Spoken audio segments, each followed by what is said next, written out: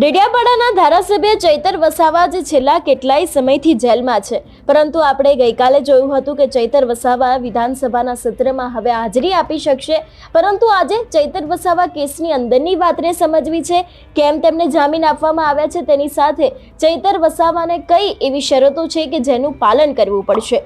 નમસ્કાર, હું હંસિની અને તમે જોઈ રહ્યા છો નિર્ભય ન્યૂઝ।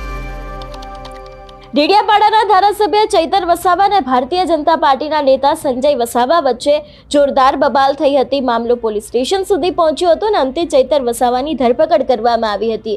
એ બાદ આપણે જોયું હતું કે ચૈતર વસાવાના સમર્થકો મેદાને આવ્યા હતા, પરંતુ અંતે જ્યારે ચૈતર વસાવા વિધાનસભાના ચોમાસુ સત્રમાં હવે હાજરી આપી શકશે, 3 દિવસના વચગાળાના જે જામીન છે તેને મંજૂર કરી નાખવામાં આવ્યા છે।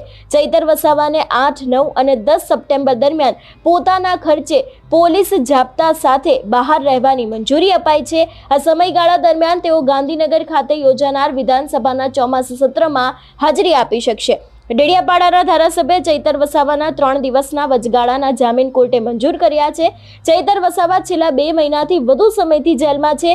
રાજપીપળા કોર્ટે તેમના 3 દિવસના વચગાળાના જામીન મંજૂર કર્યા। આ જામીન ખાસ વિધાનસભાના ચોમાસુ સત્રમાં હાજરી આપવા માટે કરવામાં આવ્યા છે।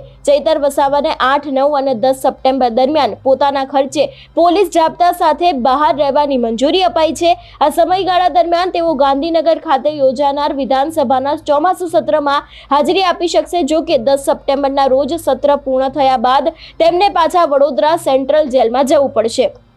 ચૈતર વસાવા હાલ જેલમાં છે, જેને કારણે તેઓ ધારાસભ્ય તરીકેની ફરજ બજાવવામાં અસમર્થ રહ્યા છે। વિધાનસભા સત્રમાં મહત્વપૂર્ણ મુદ્દાઓ પર ચર્ચા, તેની સાથે પોતાના વિસ્તારના પ્રશ્નો ઉઠાવવા માટે કોર્ટમાં તેમણે અરજી કરી હતી અને કોર્ટ દ્વારા તેમની અરજી સ્વીકારવાની પોલીસ સુરક્ષા સાથે જેલમાંથી બહાર આવવા માટેની મંજૂરી આપી છે।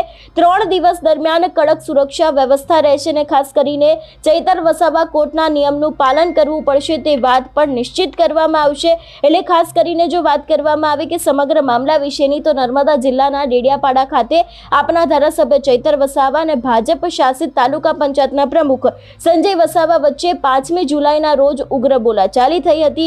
મારામારીનો બનાવ બન્યો હતો અને આજે સંકલનની એક બેઠક હતી, એ દરમિયાન જ આ ઘટના બની હતી અને આ મામલે તાલુકા પંચાયતના પ્રમુખ છે સંજય વસાવા, એમણે પોલીસ ફરિયાદ નોંધાવી હતી ને બાદ ચૈતર વસાવાની ધરપકડ કરવામાં આવી હતી અને આ દરમિયાન પોલીસ અને ચૈતર વસાવાના સમર્થકો વચ્ચે ક્યાંક ને ક્યાંક આપણે જોયું હતું કે ઘર્ષણ પણ સર્જાયું હતું। પરંતુ અત્યારે હાલ જે પ્રમાણે માહિતી સામે આવી રહી છે એ પ્રમાણે કે હવે જે ચૈતર વસાવા છે તે 3 દિવસ જેલની બહાર આવશે, પોતાના જે વિસ્તારના પ્રશ્નો છે એ પ્રશ્નોને ઉઠાવશે ને ખાસ કરીને જે અત્યાર સુધી આપણે જોતા આવ્યા છે કે તેમને લઈને ઘણી મોટી અપડેટ સામે આવી રહી છે। આમ આદમી પાર્ટીના નેતાઓ પણ અવારનવાર મેદાને આવતા હોય છે, પરંતુ હવે ક્યાંક ધારાસભ્ય તરીકેની ફરજ બજાવવા માટે કરાયેલી અરજી છે એ કોર્ટે ધ્યાનમાં લીધી હતી। એટલે કે ચૈતર વસાવાની ધરપકડનું કારણ ડેડિયાપાડા તાલુકાના પંચાયત પ્રમુખ સંજય વસાવા સાથે જે થયેલી મારામારીની ઘટના છે, આ કેસમાં તેમની સામે પોલીસ ફરિયાદ નોંધાઈ હતી।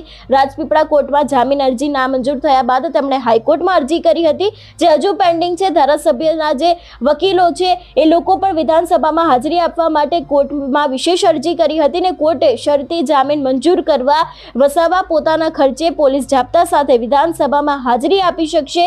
તેની સાથે તેમણે 10 સપ્ટેમ્બરે પાછો વડોદરા સેન્ટ્રલ જેલમાં પરત ફરવાનું રહેશે અને ખાસ કરીને એવું પણ ક્યાંક વકીલના જણાવ્યા અનુસાર એવું પણ સામે આવ્યું છે કે વિધાનસભાના ચોમાસુ સત્રમાં ધારાસભ્ય તરીકેની ફરજ બજાવવા માટે કરાયેલી અરજીને ધ્યાનમાં લઈને કોર્ટે આ પોલીસ જાપ્તા સાથે વચગાળાના જામીન છે તેને મંજૂર કરી દીધા છે। પરંતુ ક્યાંક ને ક્યાંક જો વાત કરવામાં આવે કે ઘણી બધી એવી શરતો છે કે જેનું તેમને ધ્યાન રાખવું પડશે। એટલે કે જે રીતે તેમને પોલીસના જાપ્તા સાથે જેલમાંથી બહાર આવવાનું રહેશે, પોતાના સ્વખર્ચે જે તે કામગીરી છે તે કરવાની રહેશે અને ખાસ કરીને 10 સપ્ટેમ્બર સુધીમાં એમને ફરી એક વખત પાછું જે ચોમાસાનું સત્ર પૂરું થઈ જશે, વિધાનસભા ચોમાસાનું સત્ર, એટલે પાછું તેમને વડોદરા જેલમાં પરત થવાનું રહેશે। પરંતુ જે પ્રમાણે વાત કરવામાં આવે કે એક ધારાસભ્ય તરીકેની ફરજ નિભાવવા માટે થઈને ખાસ કરીને ચૈતર વસાવા છે તે હવે વિધાનસભાના ચોમાસુ સત્રમાં જોવા મળશે। ખાસ કરીને આમ આદમી પાર્ટીના બીજા પણ ઘણા બધા એવા ધારાસભ્ય છે, વિસાવદરના ગોપાલ ઇટાલિયા છે, તેની સાથે જેટલા પણ બીજા આમ આદમી પાર્ટીના ધારાસભ્ય છે એ લોકો પણ ક્યાંક ને ક્યાંક હવે વિધાનસભા સત્રમાં જોવા મળશે અને ખાસ કરીને વિધાનસભાનું ચોમાસુ સત્ર મળશે, એટલે એ પણ જોવાનું રહેશે કે હવે ક્યાંક આગામી સમયમાં શું નવાજૂની થાય છે। તમારું શું માનવું છે આ વિષયને લઈને અમને કમેન્ટ કરીને ચોક્કસથી જણાવજો. તેની સાથે અમારી ચેનલ નિર્ભય ન્યૂઝને લાઇક, શેર અને સબસ્ક્રાઇબ કરવાનું ભૂલશો નહીં. નમસ્કાર.